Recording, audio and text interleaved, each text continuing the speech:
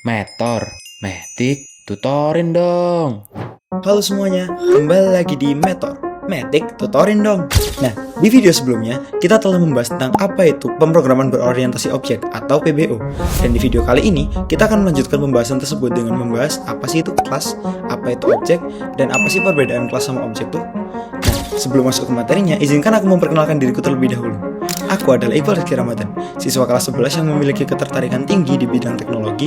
Selain di bidang teknologi yang sangat tinggi, aku juga tertarik di bidang musik, terutama pada dunia band. Nah, hari ini kita akan belajar apa aja sih?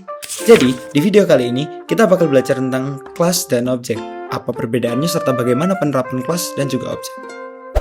Secara definisi, kelas adalah kumpulan beberapa fungsi yang memiliki fungsi serupa, seperti ruangan kelas, di mana kelas akan mendefinisikan apa saja yang ada di dalam ruangan tersebut dan apa saja yang bisa kita lakukan di dalam ruangan tersebut.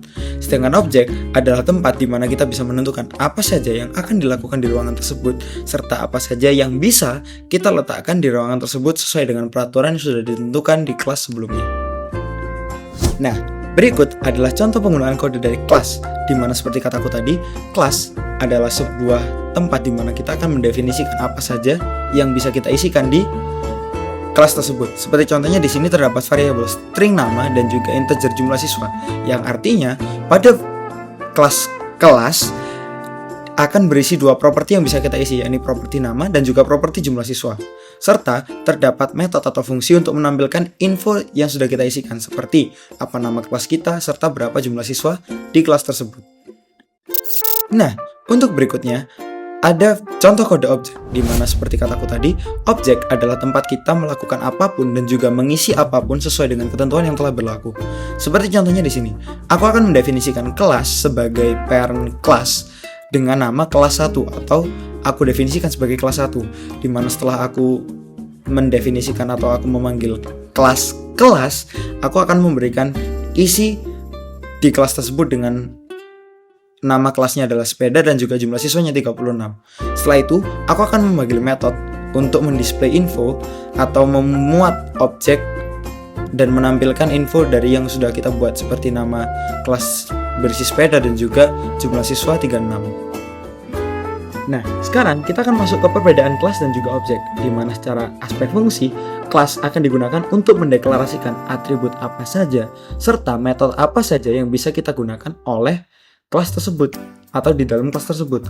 Sedangkan objek digunakan untuk mengisi nilai sekaligus menjalankan fungsi yang telah dideklarasikan pada kelas sebelumnya. Lalu untuk secara struktur, kelas akan berisi atribut dan juga metode, sedangkan objek akan berisi nilai spesifik untuk atribut dan juga metode yang telah ditentukan sebelumnya. Lalu secara letak kode, kelas dideklarasikan sebelum PSVM atau Public Static Void Main, sebelum kode tersebut berjalan, sedangkan objek didefinisikan di dalam PSVM atau dijalankan saat kode tersebut berjalan. Nah, berikut adalah contoh study case pada penggunaan kelas dan juga objek, di mana study case sekarang adalah sistem data mahasiswa. Deskripsi kasusnya, sekarang kita ingin membuat aplikasi untuk mengelola data siswa, di mana setiap siswa akan memiliki atribut nama, NIS, jurusan, dan nilai, serta setiap siswa dapat melakukan penampilan informasi mereka terhadap pengguna dan juga mengecek apakah mereka akan lulus dengan syarat kelulusan nilai di atas 75,5. Berikut adalah tugas atau challenge yang harus kalian lakukan, di mana step pertama, sesuai pada kode di atas, kalian harus menyiapkan sebuah variabel dan juga metode atau fungsi yang akan kita panggil untuk kelas siswa, di mana saat ini kita telah mendefinisikan sebuah variabel dengan string nama, string NIS, string jurusan, serta double nilai. Setelah itu, akan terdapat constructor, di mana siswa akan dapat diisi dengan nama, NIS, jurusan, dan nilai sesuai dengan yang sudah kita deklarasikan sebelumnya. Serta di bawah constructor akan ada metode untuk menampilkan informasi dari siswa tersebut, dari nama, NIS, jurusan, dan nilai, serta pengecekan kelulusan, apakah siswa tersebut lulus dan hanya akan bernilai benar ketika nilai siswa tersebut di atas 75,5.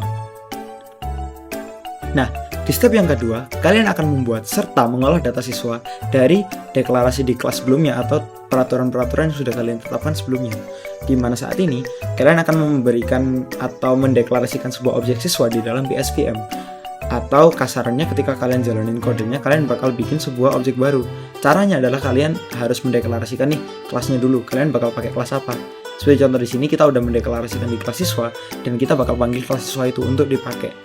Setelah itu kita akan memberikan nama nih untuk objek ini, untuk kelas ini. Seperti namanya di sini contohnya siswa 1. Dan kalian akan memanggil konstruktor yang sudah ada sebelumnya untuk mengisikan nilai-nilai yang akan kalian mau. Seperti di sini nama siswa 1 adalah Michael, NIS-nya 002 sekian, jurusan rekayasa perangkat lunak, dan nilai 85. Begitupun untuk siswa 2 sama halnya.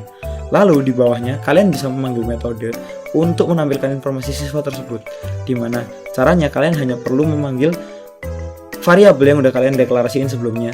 Lalu kalian berikan atau sebutkan nama metode yang udah kalian buat sebelumnya. Seperti di sini tampilkan info. Dimana ketika tampilkan info ini dijalanin, kalian bakal dapat informasi-informasi yang udah kalian sistem outprint sebelumnya. Begitupun juga untuk kelulusan. Jika siswa itu lulus atau nilai di atas 75, maka siswa is lulus adalah true, dan jika tidak, maka false. Nah, sebelum mengakhiri materi ini, untuk kepoin materi yang sudah kita buat sebelumnya dengan source code yang sudah ada, kalian bisa scan dulu nih di bawah ini, yakni di GitHub-nya Meteor atau di GitHub-nya Moklet Dev. Di sini nggak cuma Meteor aja, tapi banyak banget source code yang bisa kalian pelajari secara open source. Dan mungkin sekian dari aku. Ubur-ubur ikan lele, makasih Le. Dan untuk next konten, kalian akan belajar tentang kelas PBO. Terima kasih.